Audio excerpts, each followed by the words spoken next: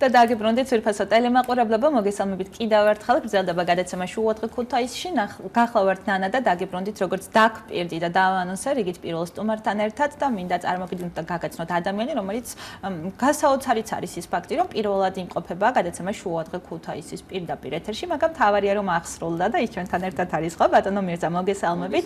მირზა ხიდაშელი ინფრასტრუქტურის სამსახურის ხელმძღვანელის მოადგილე სტუმრობს, რომელსაც მადლობა მინდა გადაუხადო და დრო გამონახა ჩვენთან ერთად არის და აქვე ვისარგებლო პირდაპირ ეთერით და შოობა და ახალი წელი. ნუ პირდაპირ ეთერში მოლოცვა საერთოდ სხვა ხიბლი აქვს, ასე რომ გილოცავ, მინდა რომ წარმატებული იყოს ეს წელი შენთვის, როგორც პროფესიული კუთხით და პროფესიულ ასპარეზი, ასევე პირად ფლანგზეც კი. შენ თუ გაქვს სურვილი, შეგიძლია მიულოცო ადამიანებს, თუ არ გვაქვს, შეგვიძლია სიახლეების შესახებ ვისაუბროთ. გისურვებ წარმატებულ წელს და რაც მთავარია, ყველა ის გამოწვევა, რომელიც დღეს ჩვენ ქალაქს აქვს 2019 წელს ერთიანი ძალისხმევით გადაგვეწყვიტოს იმ ფარგლებში, რაც ერთი წლის განმავლობაში არის შესაძლებელი, რა თქმა უნდა.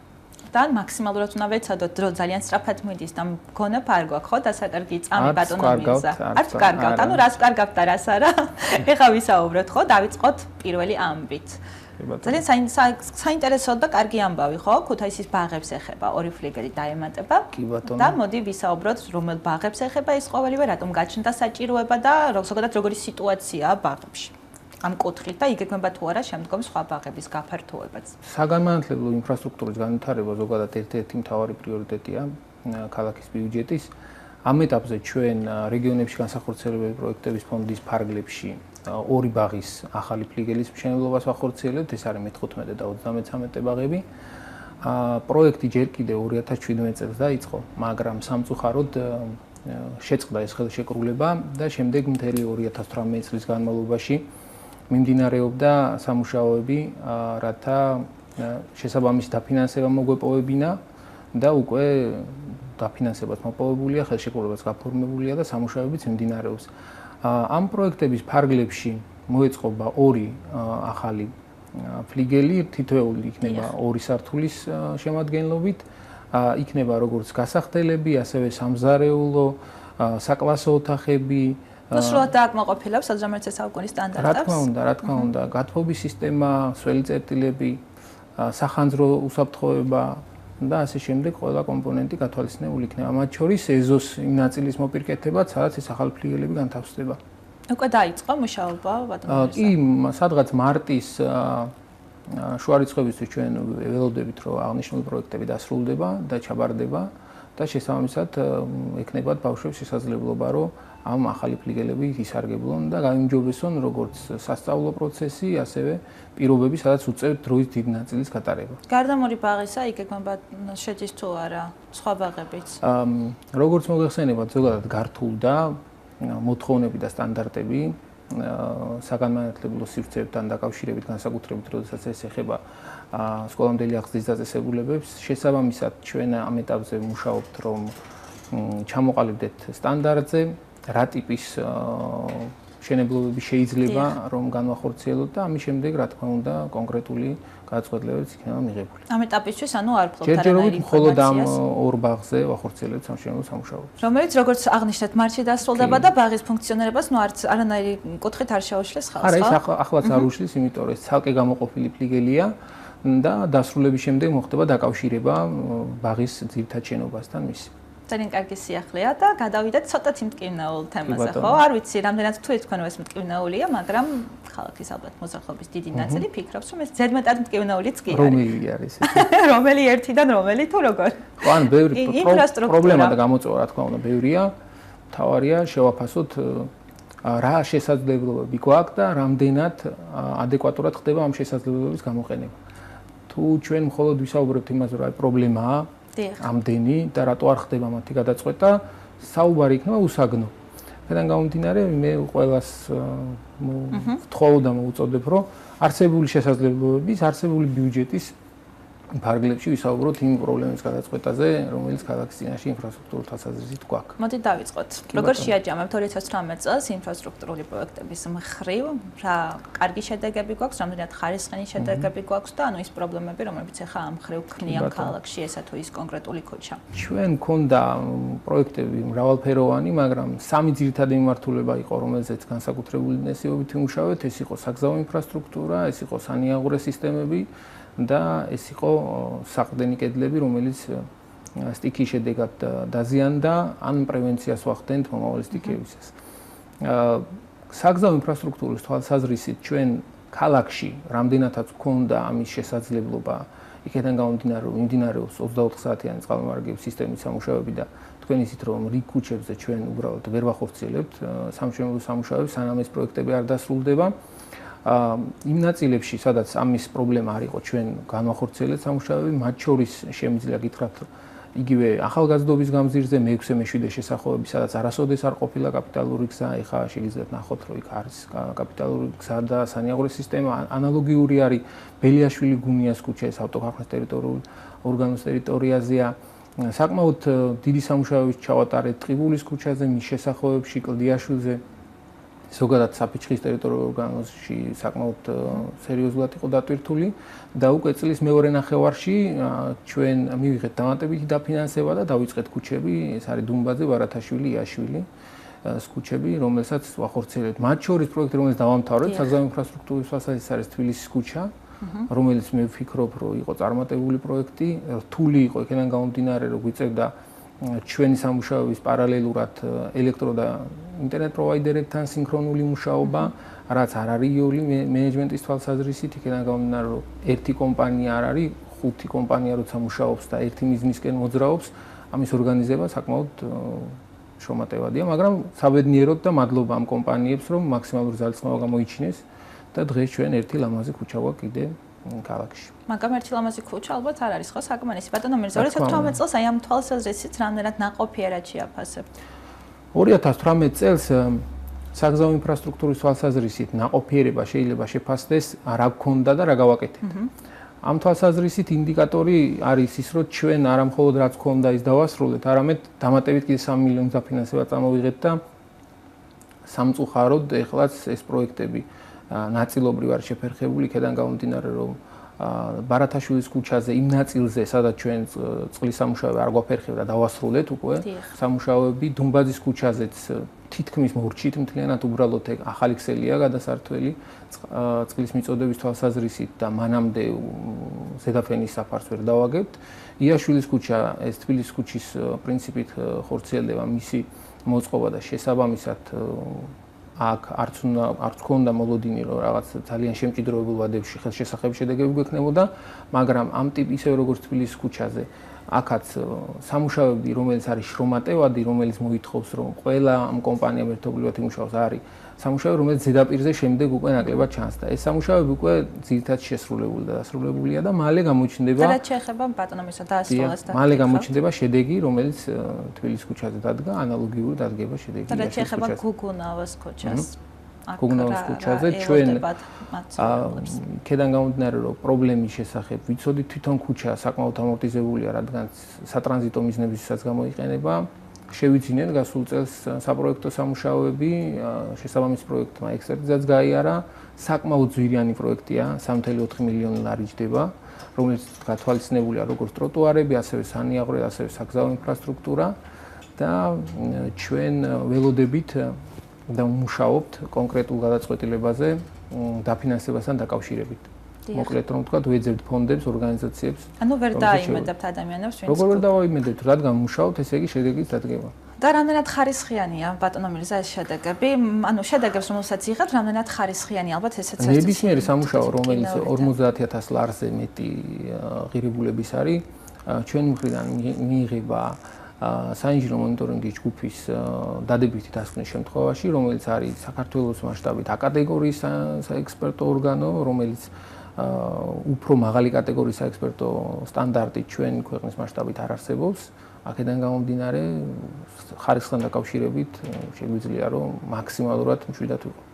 ძალიან კარგი დამაიმედებელია ეს ინფორმაცია, რაც შეეხება მოქალაქეები ხშირად პრეტენზიებს გამოთქვამენ იმასთან დაკავშირებით, რომ ანუ სეზონს ვერ არჩევენო შესაბამის სამუშაოებისთვის. რა ასეთქვით ამ ადამიანს. ჩვენ საუბრის დასაწყისში თქვენ თქვით, რომ დრო გვაქვს ცოტაო და იქნებაო იჩქაროთ და აი ესეა მოქალაქეებიც ითხოვენ, რომ მაქსიმალურად სწრაფად იყოს და თან არც ტურისტული სეზონი იყოს და არც ზამთარი, რაც ფაქტიურად გამორიცხულია, იმიტომ რომ ეს სამი პრინციპი და წინადადება ერთმანეთს გამორიცხავს. თუ არც ტურისტული იქნა, არც ზამთარი იქნა, თან სწრაფად იქნა, ეგეთი დრო და სეზონი მე არ ვიცი. აქედან გამომდინარე, ჩვენ მაქსიმალურად სწრაფად ვცდილობთ. ამის დასტურია ისიც, რომ ზამთარშიც კი ვახორციელებთ სამშენებლო სამუშაოებს, რაც არის დისკომფორტი სერიოზული, როგორც ჩვენებლისთვის, ისე ზედამხედველის და ისე ჩვენთვის ყველასთვის, ანუ თქვენც ის სამუშაოები რომ ესე გადის და დროში, რა თქმა უნდა, სეზონიდან გამომდინარე, ისე სწრაფად ვერ სრულდება, ეს კომფორტი არ არის ნამდვილად ჩვენ არავის არ სიამოვნებს პრეტენზიების მოსმენა. მაგრამ იქიდან გამომდინარე, რომ გვინდა რომ დრო მაქსიმალურად გამოვიყენოთ, ვცდილობთ ნებისმიერ სეზონზე ვიმუშაოთ. თუმცა იგივე ტურისტული სეზონის დროს დაწყებული თეთრი ხიდის რეაბილიტაცია ზედმეტად გადაჭიანურდა და რა სახეც მივიღეთ, ალბათ მოიხსენება ნებისმიერ ადამიანს. სახესთან დაკავშირებით მე ვერ დაგეთანხმები. სახესთან დაკავშირებით კონცეპტუალურ დონეზე არსებობს პროექტი შეთანხმებულია კულტურული მემკვიდრეობის სააგენტოსთან, პროექტის ამჟამინდელ სახეზე კულტურული მემკვიდრეობის სააგენტომ დაწერა რომ კონცეპტუალურად რაც შეითანხმა ის გაკეთდა, ხარისხთან დაკავშირებით ჩვენ დავობთ და უკვე სასამართლოში ვართ და შესაბამისად დადგინდება სიმართლე პროცესზე, რომელიც ჩაინიშნება და გაიმართება. თუმცა აქ უნდა აღენიშნოს ალბათ რეაბილიტაციის დროს ყოფილიყო პერიოდულად და ზედმეტად ხშირად მეთვალყურეობა, ალბათ არ ასეთ შედეგსაც ვერ მივიღებთ. დროს მეთვალყურეობის პრობლემა არ იყო. უბრალოდ კომპანია ვერ ასრულებდა ვადაში სამუშაოს. ხელშეკრულების შეწყვეტა იყო რთული, იქიდან გამომდინარე, რომ ჩვენ ვიყავით გამოწვევის წინაშე, თუ ხელშეკრულება შეწყდებოდა, მაშინ უნდა გამოცხადებულიყო ახალი ტენდერი, რაც კიდევ უფრო გადაწევდა დროში და შესაბამისად ვადის გამო ჩვენ ამ კომპანიასთან ხელშეკრულება არ შევწყვიტეთ და ვფიქრობ, რომ სწორი გადაწყვეტილება მივიღეთ, როგორც კი დადგა საკითხი, რომ ზედაპირზე ლაქის ხარისხი იყო მიუღებელი და უკვე დროის გარდა გაჩნდა მეორე საკითხი, ხარისხთან დაკავშირებით ხელშეკრულება მაშინვე შეწყდა. ძალიან კარგი, ნახოთ როგორ გამითარდება მოვლენები, აუცილებლად მიმოვიხილოთ ეს თემაც გადაცემაში და რაც შეეხება პრიორიტეტები 2018 წლის ერთ-ერთი აღნიშნული ის იყო სანიაღრო სისტემები. მოდი რას გვეტყვით სანიაღრო სისტემების თვალსაზრისით ქალაქს ჰქონდა ორი ისეთი დიდი პრობლემა, ეს იყო ოღასკურა, რომელიც ტბორავდა მიმდებარე დასახლებებს და ეს იყო ასათიანის ქუჩის სანიაღრო სისტემა, რომელიც არსებობდა, თუმცა როგორც საექსპერტო დასკვნაც ცხადყოფდა და მოქალაქეები და ჩვენც ყველამ ვიცოდით, გამტარუნარიანობა და ის ფუნქცია, რაც სანიაღროს უნდა ქონოდა, ვერ ასრულებდა. ორივე პროექტზე გადაწყვეტილებები მიღებული იქნა, დაფინანსებები მოძიებული იქნა და სამშენებლო სამუშაოები დავიწყეთ და მიმდინარეობს დღესაც. ასათიანის ქუჩაზე დახურული ტიპის სანიაღრო ეწყობა საერთოდ, რომელიც პრინციპულად განსხვავდება იმისგან, რაც იყო. ოღასკურაზე იყო შენიშვნები მასთან დაკავშირებით, რომ როგორ განვახორციელეთ ჩვენ და რატომ გადავწყვიტეთ, რომ დინარის მოგვექცია კალაპოტში. სამწუხაროა, ჩვენ პრიორიტეტი, რა თქმა უნდა, პირველ რიგში არის ადამიანი, მათი უსაფრთხოება და განსაკუთრებით ეს ეხება ბავშვებს, როდესაც ზაფხულის პერიოდში ერთ-ერთ ბაღში ქვეწარმავლების შენიშვნის და სასწავლო პროცესი შეწყდა. აქაც იგივე მდგომარეობა ერთი მეორეს გამორიცხავს. თუ ჩვენ ქალაქის ტერიტორიაზე მდინარეს არ ვაქცევთ კალაპოტში, კაპიტალურ კალაპოტში, ამ შემთხვევაში უნდა შევეგუოთ, რომ შეიძლება ქვეწარმავალებაც იცხოვროს მასში. თუ ჩვენ ვაქცევთ მდინარეს კაპიტალურ კალაპოტში, ამ შემთხვევაში როგორც ადამიანები დღეს ამ პრობლემებისგან არიან დასვენებული და აღარ აწუხებთ მდინარის ადიდება და ასე შემდეგ სხვა პრობლემები, რომელიც დაკავშირებული იყო მდინარის გამტარუნარიანობასთან, დღეს მოხსნილია. ნავირჩიოთ, რომელი უფრო მნიშვნელოვანია.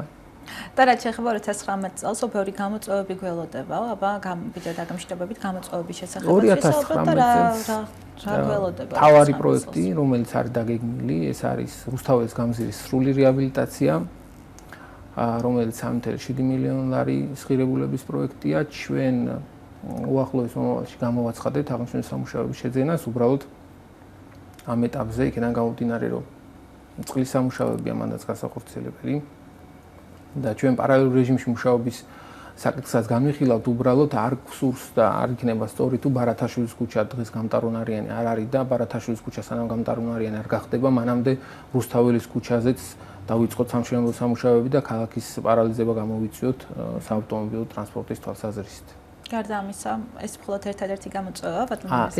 ეს იქნება ყველაზე მასშტაბური პროექტი. გარდა ამისა, ჩვენ პროექტირების ფაზაში გვაქვს ველობილიკების პროექტი, რომელიც ავანგარდის ტერიტორიული სულხან-საბას გამზირის მეორე ზოლის მშენებლობა, ველობილიკებით, ტროტუარებით. ლერმონტოვის ქუჩაც ასევე პროექტირების ფაზაშია.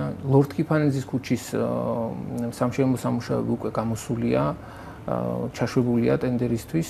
ლორდ-ქიფანიძის ქუჩა ეს იცით არის მეორე სამშობიაროს მდებარე ტერიტორია, რომელიც წლების განმავლობაში იყო ძალიან რთულ მდგომარეობაში.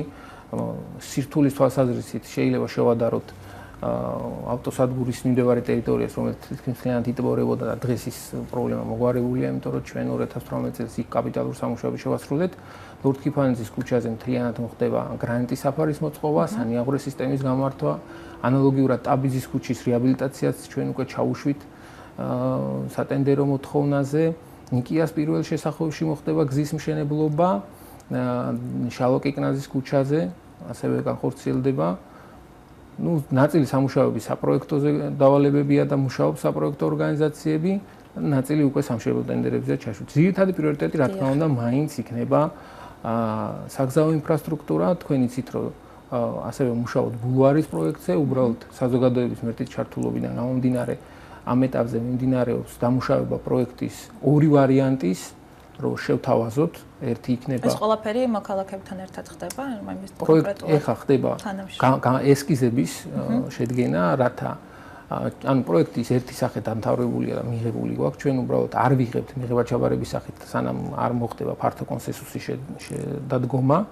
შესაბამისად, საპროექტო ორგანიზაციამ მიიღო დავალება, რომ მეორე ალტერნატიული ვარიანტი შემოგთავაზოს, ანუ ერთი იქნება მოდერნი, მეორე იქნება ისტორიული ძველი სახის დაბრუნება. საზოგადოება, რომელსაც უფრო მეტ პრიორიტეტს მეანიჭებს, ან შეიძლება ელემენტები აიღოს თითოეულ მათგანიდან ერთ პროექტში გაერთიანოს, საბოლოო სახეს იმ სახით ჩავიბარებთ და შესაბამისად გეგმავთ და დიდი სურვილი გვაქვს, რომ ბულვარის რეაბილიტაციაც განახორციელოთ, რომელიც დამეთანხმებით, რომ უკვე საკმაოდ ამორთზეულ მდგომარეობაში. მოკლედ 2019 წელი საკმაოდ დატვირთული იქნება, ხო ბატონო მირზა? რამდენად პოზიტიურად და იმედიანად უყურებთ 2019 წელს?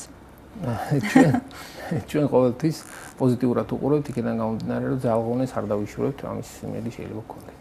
ძალიან დიდი მადლობა, რომ იყავით ჩვენთან ერთად. წარმატებულ დღეს გისურვებთ, თითოეული პროექტის განხორციელებაში გისურვებთ ძალიან ბევრ წარმატებას ყველა იმ ადამიანს, ვინც ჩართულია იმ უშუალოდ ამ პროექტების განხორციელებაში. ბედნიერი დღე თქვენ და დიდი მადლობა, რომ იყავით ჩვენთან ერთად. წარმატებებს გისურვებთ. ძალიან დიდი მადლობა. ძვირფასო ტელემაყურებლებო, გადაცემის სტუმარი გახდათ მირზა ხიდაშელი, ინფრასტრუქტურის სამსახურის ხელმძღვანელის მოადგილე. ბატონ მირზას მიაქვე დავიმშვიდობები, თუმცა რამოდენიმე წუთში ჩემი და თქვენი ურთიერთობა გაგრძელდება. ეს იმას ნიშნავს, რომ უნდა დარჩეთ ჩვენთან ერთად დროებით.